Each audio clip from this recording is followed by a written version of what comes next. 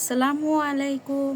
যে যেখান থেকে আমার ভিডিওটি দেখছেন, আশা করি আল্লাহর অশেষ রহমতে সবাই ভালো আছেন। আলহামদুলিল্লাহ, আমিও ভালো আছি। আরেকটি নতুন ভিডিও নিয়ে হাজির হলাম আপনাদের মাঝে। রোমানাস ব্লগ থেকে রোমানা বলছি। আজ খুব সকাল সকাল ঘুম থেকে উঠে যখন জানলার দিকে তাকালাম, ঝিলিমিলি রোদ মুখে এসে পড়ল। বাহিরে মিষ্টি হাওয়া বইছে। মনটা এমন সময় ফুরফুরে হয়ে উঠল। এমন একটা দিনে ভাবলাম আজকে কিছু স্পেশাল জিনিস তৈরি করা যাক বা স্পেশাল নাস্তা তৈরি করা যাক। প্রতিদিনের মতো বিস্কিট, চা বা রুটি, পরোটা, ভাজি এগুলো করব না। আজকে কিছু বিশেষ আইটেম করব। তো আপনারা তো বুঝেই গিয়েছেন আমার বিশেষ আইটেমটি কি। আমার বিশেষ আইটেমটি হচ্ছে লুচি। যেই কথা সেই কাজ। ডোটা তৈরি করে অফ ক্যামেরাতে আপনাদের মাঝে চলে আসলাম ভাজতে। লুচির ডোটা তো আমরা সবাই পারি, এর জন্য আমি আর দেখালাম না। যদি কারো প্রয়োজন হয় অবশ্যই কমেন্টস বক্সে জানাবেন, আমি দিয়ে দিব পরের ভিডিওতে রেসিপিটা করে দিয়ে দিব। তো আমি প্রতিটা লুচি গরম তেলে দিচ্ছি আর ফুলকো গোল্ডেন কালার হয়ে ভেজে আসছে। দেখতে কিন্তু খুব অসাধারণ লাগছে। আর প্রতিটি লুচি কিন্তু ফুলকো ফুলকো এবং লুচিগুলো কিন্তু ফোলা একটুও কমেনি। আমরা যখন খেয়েছি 10-15 মিনিট পর, তখনও কিন্তু লুচিগুলো খুব ফুলকো ফুলকো ভাবেই ছিল। ফুলকো লুচি খেতে কিন্তু খুব ভালো লাগে, সাথে যদি থাকে গরুর মাংস। তো আমি আজকে গরুর মাংস দিয়েই এটাকে পরিবেশন করব। লুচি আমি রান্না করছি আর ভাবছি ছোট ছোট বিষয়গুলো না জীবনটাকে খুব মিষ্টি করে তোলে। দেখেন 10 মিনিট পর আমি এটাকে আর কি সার্ভ করলাম। লুচিগুলো কি ফুলকো ফুলকোভাবে আছে, একটা লুচিও মানে ফুলকো কমেনি। তো খাওয়া দাওয়া শেষ হয়ে গেল, তো আমি তাড়াতাড়ি এসে পড়লাম হাঁড়ি পাতিল বা থালা বাসন মাজতে। আজকে বাজার থেকে বাজার করাবো, এর জন্য আগে কাজগুলো গুছিয়ে নিচ্ছি যাতে কাজের চাপটা কম থাকে। তো আমি থালা বাসনগুলো ধুয়ে নিচ্ছি। এক ভিডিওতে এক ব্লগার আপু বলেছিল যে প্লেট বাটিগুলো নাকি সিঙে রাখলে বাচ্চা দেয়। আসলেই বাচ্চা তো দেয় না, আমরাই নোংরা করি, রেখে রেখে জমা করি। তো আমি আজকে তাড়াতাড়ি করে থালা বাসনগুলো ধুয়ে নিচ্ছি। এরপর আমার বাজার থেকে বাজার আসবে, তো সেগুলো গুছাতে হবে। এর জন্য আর কি তাড়াহুড়া করে সব কাজগুলো আগেই গুছিয়ে নিচ্ছি। তো এই মধ্যে আমার ধোয়া টোয়া শেষ হয়ে গিয়েছে। তো এখন আমি চলে যাব আজকে কি বাজার এসেছে সেগুলো দেখতে। এর মধ্যে আমি সিঙ্কটা একটু পরিষ্কার করে নিচ্ছি, যেহেতু মাছ গোছ ধুয়ে রাখবো সেজন্য আর কি সিঙ্কটাকে পরিষ্কার করে রাখছি। তো আমি আর কি মাছ গোছ ধোয়ার আগেই আমি এভাবে সিঙ্কটা আগে পরিষ্কার করে রাখি। পরিষ্কার সিঙ্কে ধুতেও খুব ভালো লাগে। এই তো আমার সিঙ্কটা পরিষ্কার হয়ে গেল। এখন আর কি আমি মুছে চলে যাব আমার কি বাজার এসেছে সেখানে।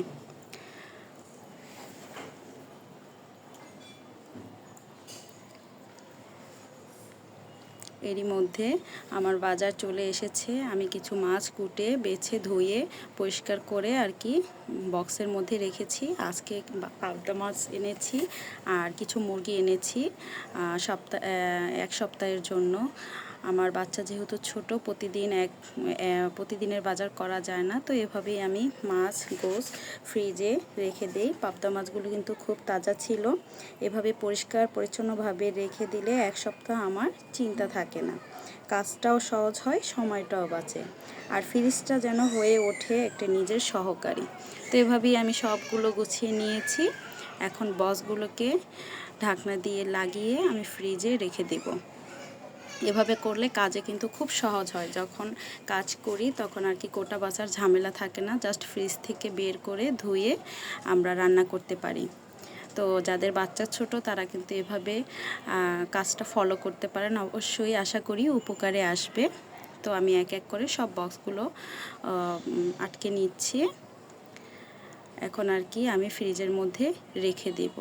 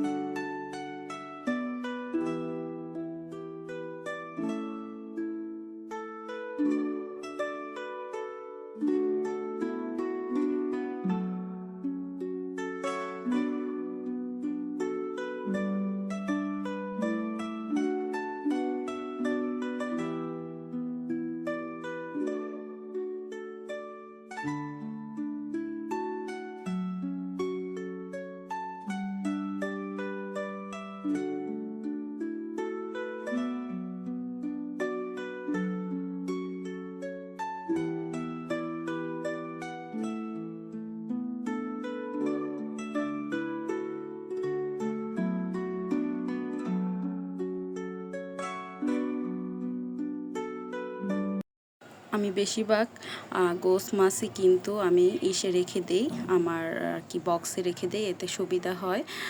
ফ্রিজটাও তেমন পরিমাণ নষ্ট হয় না, পরিষ্কার পরিচ্ছন্ন থাকে, রক্ত বা পানি পড়ে না। এক্ষেত্রে আমি এগুলোকে এভাবেই সংরক্ষণ করে থাকি বক্সে বক্সে। তো যখন আমার প্রয়োজন হয় বক্স নামিয়ে আর কি পানি দিয়ে ভিজিয়ে রাখি, এতে আমার ফ্রিজটাও পরিষ্কার থাকে, আমার কাজেরও সহায়তা হয়। এখন আমি ফ্রিজটা লাগিয়ে দিচ্ছি আর উপরে আর কি যে কলারটা আছে ওটাকে টেনে দিচ্ছি। এই তো আমার কাজ গোছানো শেষ। আরেকটি কথা, যারা আমার ভিডিওটি দেখছেন আশা করি লাইক দিয়ে ভিডিওটি শুরু করবেন, আর যারা আমার চ্যানেলটিকে এখনও সাবস্ক্রাইব করেননি পাশে থাকা বেল বাটনটি প্রেস করে নেবেন, তাহলে আমি ভিডিও ছাড়ার সাথে সাথে নোটিফিকেশন চলে যাবে। একটি লাইক, কমেন্ট, শেয়ার আমার ভিডিওটাকে অনেকের কাছে পৌঁছে দিতে সাহায্য করে। আর যারা এই কাজটা করে দিয়েছেন অলরেডি, তাদেরকে জানাচ্ছি অসংখ্য ধন্যবাদ। কয়েকদিন যাবৎ অনেক বৃষ্টি পড়ছে, এই রৌদ্র এই বৃষ্টি, ঠান্ডার আবহাওয়া কিন্তু একটু একটু চলেও এসেছে। রাতে কিন্তু কাঁথা দিয়ে শুতে হয়। তো ঠান্ডার দিন বা শীতের দিনে কিন্তু পিঠা খেতে খুব ভালো লাগে। তাই আমি আজকে বিকালের নাস্তার আইটেমে তৈরি করলাম পাটিসাপটা পিঠা। গোলাটা আমি দুপুরবেলায় চালের গুঁড়ো, ময়দা এবং একটু দুধ দিয়ে সুন্দর করে একটা ডো তৈরি করে নিয়েছিলাম। ব্যাটারটা তৈরি করে নিয়েছি। এখন আর কি ক্ষীরটাও তৈরি করেছিল, এখন আর কি আমি আর কি শর্টকাটে বানিয়ে নিচ্ছি। সব জিনিসগুলো কি একটু যদি গুছিয়ে কাজটা করা যায় না, তাহলে কিন্তু তেমন একটা পরিশ্রম হয় না। গুছিয়ে কাজের মধ্যে কিন্তু ভালো লাগা কাজ করে। তো আমি সব কিছু আর কি দুপুরে এই রান্নার পাশেই করে রেখেছিলাম। এখন বিকেলবেলা জাস্ট এসে পিঠাটা তৈরি করছি। এই পিঠাটা কিন্তু অসাধারণ লাগে খেতে। এটা আমার মা খুব সুন্দর করে তৈরি করতো, তো তার কাছ থেকেই শেখা এই পাটিসাপটাটি। খিরসা দিয়ে আমি ভিতরে ব্যাটারটা দিয়ে তারপর খিরসা দিয়ে আমি পাটিসাপটাটা তৈরি করছি। পাটিসাপটাটার খিরসা আমি তৈরি করেছি পাটালি গুড় দিয়ে, আর হচ্ছে একটু সুজি আর গুঁড়ো দুধ, এই তিনটা মিশ্রণে আর কি আমি খিরসাটা তৈরি করেছি। আর ডোটা তো বলেই দিয়েছি কিভাবে তৈরি করেছি। এভাবে পাটিসাপটা বানালে একটা পাটিসাপটাও কিন্তু ভাঙবে না এবং দেখতে কিন্তু খুব সুন্দর হবে। দেখেন একে একে কিন্তু আমার সব পাটিসাপটাগুলো হয়ে গিয়েছে, আর দেখতে কিন্তু মাশাআল্লাহ খুব সুন্দর হয়েছে। আজকের ভিডিওটা আশা করি ভালো লাগবে। আল্লাহ হাফেজ।